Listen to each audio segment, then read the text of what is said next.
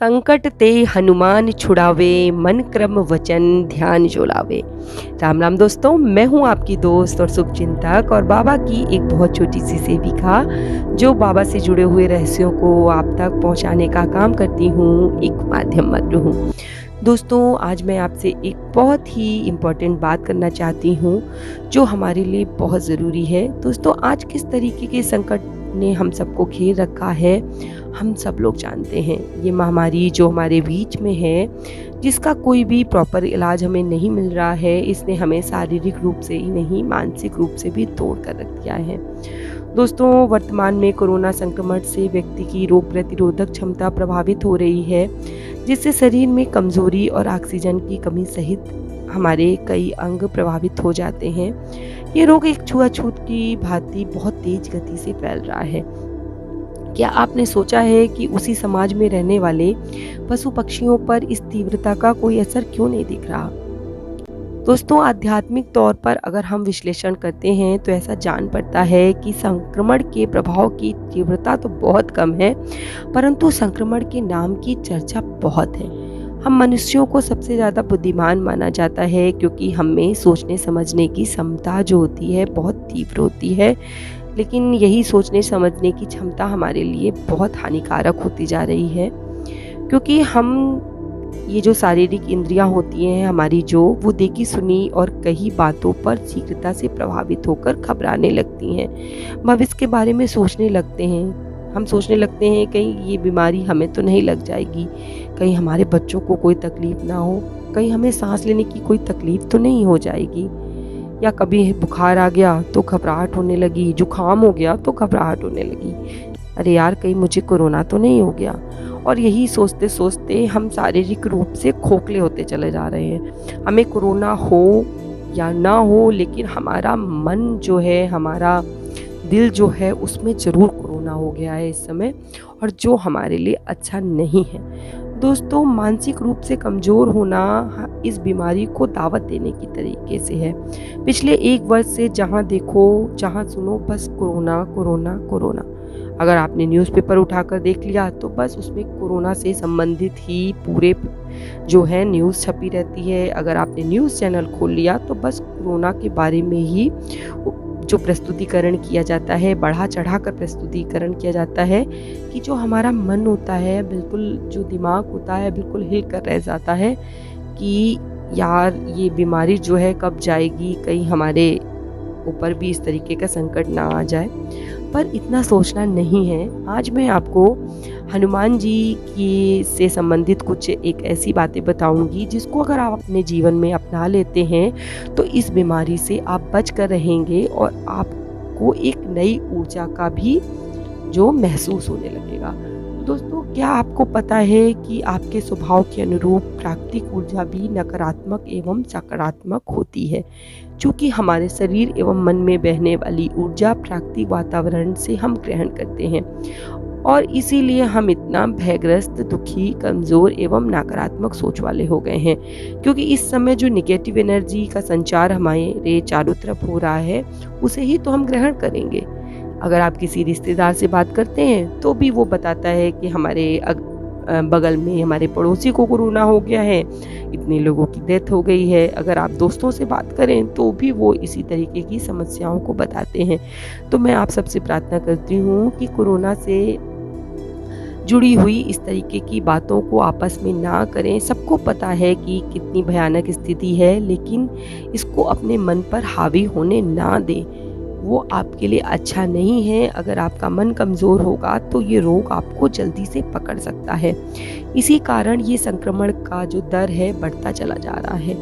दोस्तों, आपको पता होगा कि हमारा शरीर 5 तत्वों से मिलकर बना है, और इस प्रकार की निगेटिव एनर्जी के दबाव के कारण सबसे पहले जल एवं पृथ्वी तत्व प्रभावित हो जाते हैं, और जल तत्व एवं पृथ्वी तत्व से निर्मित जो कफ होता है वो असंतुलित हो जाता है, और इसमें से एक तत्व भी अगर असंतुलित हुआ तो जो दोनों तत्व हैं, जैसे पित्त है और वात है, वो तत्व जो होते हैं वो स्वतः ही प्रभावित होने लगते हैं।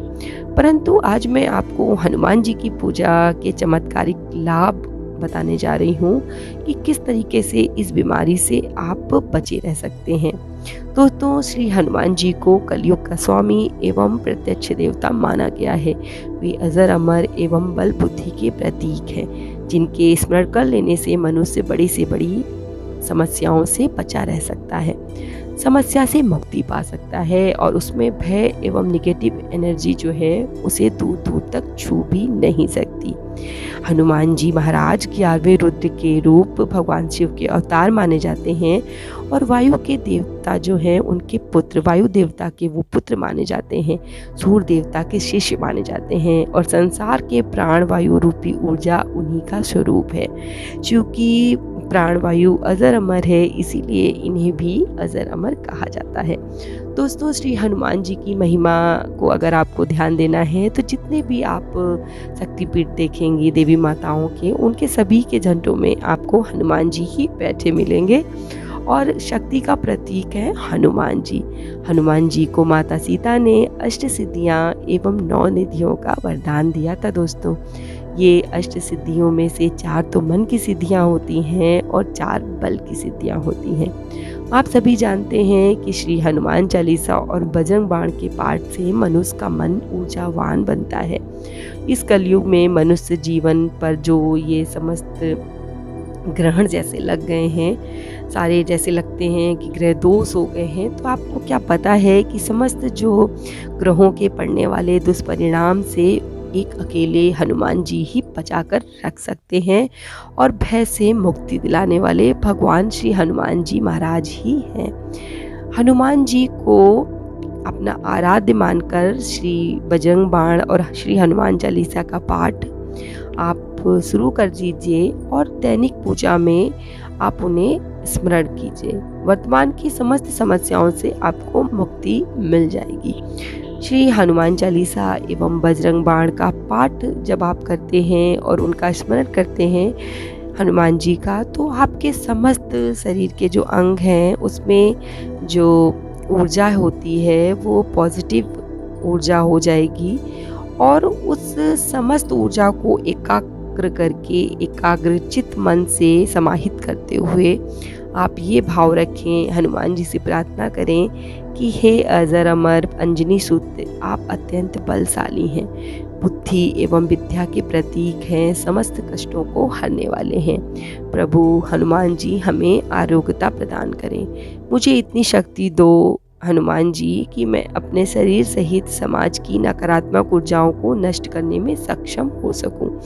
दोस्तों, आपको पॉजिटिव बातें करनी चाहिए, पॉजिटिव एनर्जी जो अपने रिश्तेदारों तक दीजिए, अपने मित्रों तक दीजिए, उन्हें समझाइए कि अगर ये रोग आपको हो भी जाएगा तो आपको हनुमान जी की पूजा पाठ करनी है, आपको उनकी शरण में जाना है, क्योंकि एकमात्र हनुमान जी हैं जो हमें इस कष्ट से अब बचा सकते हैं।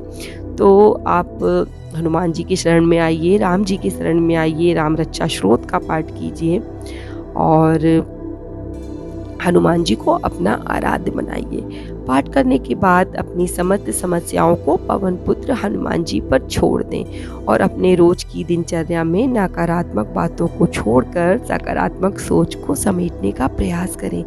इसके अतिरिक्त आप 20 से 30 मिनट शांति से बैठकर ध्यान लगाएं। आपको अगर ध्यान लगाना अच्छा नहीं लगता है तो आप क्या कीजिए कि कोई प्यारा सा भजन अपने मोबाइल में डाउनलोड कर लीजिए और ईयर प्लग के माध्यम से अपने कानों में उसे लगाकर शांति से बैठ जाइए और उस भजन की मीठी धुन से आपका ध्यान जो है भगवान पर केंद्रित होने लगेगा। इसको करके देखिए, आपको बहुत लाभ मिलेगा। और इस तरीके की निगेटिव बातें जो हैं टीवी पर जो दिखाई जा रही हैं उसे कम से कम देखिए। सचेत होना ज़रूरी होता है, इसमें कोई भी दो राय नहीं है कि आपको जागरूक होना चाहिए, आपको इस बीमारी के विषय में पता होना चाहिए, आपको अपनी सुरक्षा का ध्यान रखना चाहिए। परंतु अति किसी चीज़ की भी अच्छी नहीं होती है। बहुत ज़्यादा अत्यधिक कोई कार्य अगर किया जाए तो वो सनक में परिवर्तित हो जाता है। इसलिए अच्छी बातों की अति कीजिए और बुरी चीज़ों को छोड़ दीजिए और अच्छी सोच को अपने अंदर समाहित कीजिए कि नहीं भाई, मुझे तो अपने बाबा पर विश्वास है, मुझे मालूम है कि हनुमान जी मेरे साथ हैं, मुझे तो ये कोरोना हो ही नहीं सकता। और अगर कभी हो भी जाएगा तो मैं इससे लड़ने में सक्षम हूँ। और अच्छा खाना खाइए, पौष्टिक आहार लीजिए और सामाजिक दूरी बनाकर रखिए। इसी के साथ आज का वीडियो मैं यहीं समाप्त करती हूँ। अगर आपको ये वीडियो पसंद आया हो और अगर लगता है कि किसी और को भी इसकी ज़रूरत है तो आगे शेयर कीजिएगा। और मैं बाबा से प्रार्थना करती हूँ कि बाबा आपकी हर मनोकामना पूरी करें और आपको इस महामारी से बचा कर रखें। इसी के साथ जय श्री राम, जय बाबा की।